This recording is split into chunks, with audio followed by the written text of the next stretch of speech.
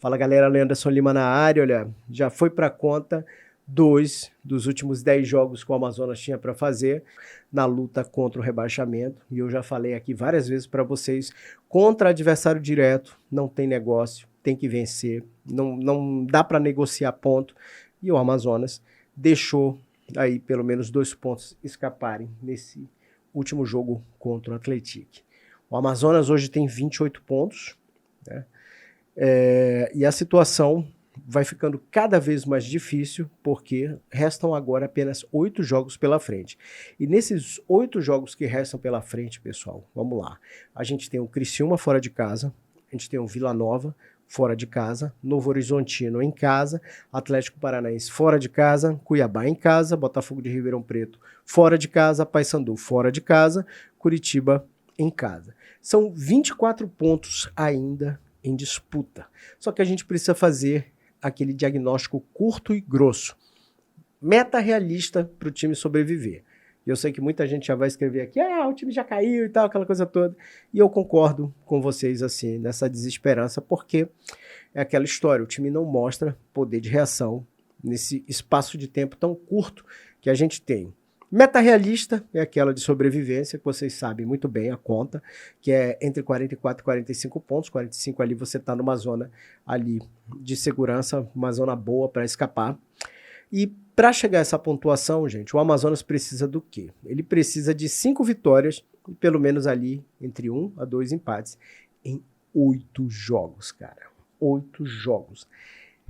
E aí, cara, a gente olha para a tabela aqui e ver, assim, quantos jogos o Amazonas conseguiu vencer ao longo do Campeonato Brasileiro da Série B. Olha só, o time precisa de 5 vitórias e ele venceu 6 jogos no campeonato inteiro. E essa situação, cara, me lembra muito a minha vida de estudante, que eu não fui um estudante muito bacana, né, na minha época. Dei muito trabalho para meus pais, em especial para minha mãe, né, que ficava nesse front aí comigo. E aí eu me lembro muito de acho que foi terceira série, alguma coisa assim, né? Antigamente era assim que a gente chamava, né? Agora é o ensino fundamental, ensino médio, né? E aí, numa das vezes lá, que eu estava bem ruim das pernas na escola, minha mãe foi ali na reunião de pais e mestres e viu a quantidade monstruosa de pontos que eu tinha que fazer para poder passar de ano. E aí eu me lembro que ela chegou com os professores até gostavam de mim, né, apesar de tudo, e diziam, poxa, não, mas eu acho que dá pro Leandro se fazer. Aí a minha mãe olhava assim e disse, olha, cara, para fazer o que ele precisa, né, ele vai ter que fazer aquilo que ele não fez o ano inteiro. E é basicamente isso que está acontecendo aqui com o Amazonas, né, a gente olha tendo que vencer pelo menos 5 jogos agora, empatar entre 1 ou 2 jogos ali para poder escapar, fazer a pontuação necessária. Então, é aquele momento em que você olha para o clube e diz assim, cara, você tem que fazer aquilo que você não fez no resto do ano.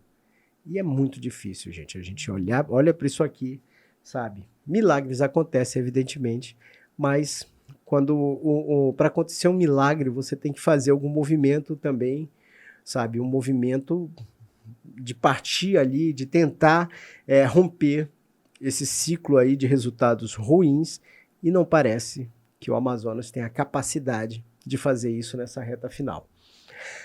Uma notícia que mexeu, né, nos bastidores foi o retorno do Ângelo Márcio, né, executivo de futebol, e uma ótima notícia para o torcedor do Amazonas FC, mas uma notícia boa focando no que vem pela frente.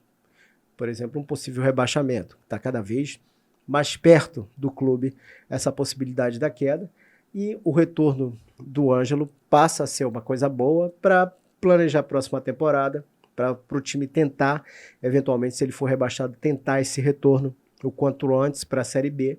Só que o Ângelo não vai ter como fazer nenhum tipo de milagre nessa reta final, porque o estrago já está feito.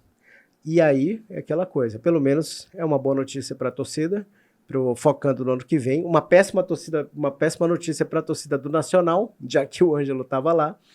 E é curioso, gente, assim, quando a gente olha essa situação, e ver assim o caminhar do cara nos últimos anos, né? Ele esteve no Manaus quando o Manaus subiu, ascendeu da Série D para a Série C. Estava no Manaus quando o Manaus quase conseguiu acesso para Série B, chegou ao jogo do acesso, mas acabou não subindo.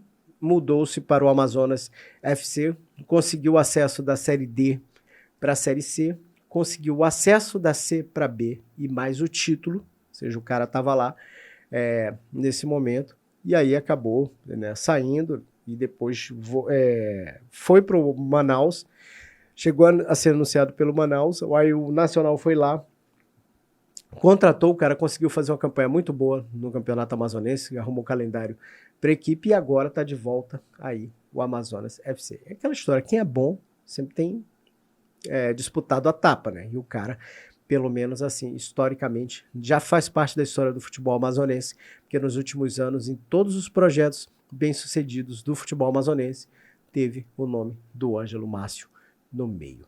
É isso, pessoal. Seguimos aqui acompanhando esses momentos derradeiros do Campeonato Brasileiro da Série B, com uma dorzinha no coração, já que a gente está vendo aí que o nosso representante não está conseguindo reagir, né? Está cada vez mais difícil, e principalmente quando a gente olha para a tabela e vê que ele vai ter que fazer aquilo que ele não fez o ano inteiro para poder escapar de um eventual rebaixamento. E o pior é quando a gente olha para a tabela e para os adversários que o time tem pela frente.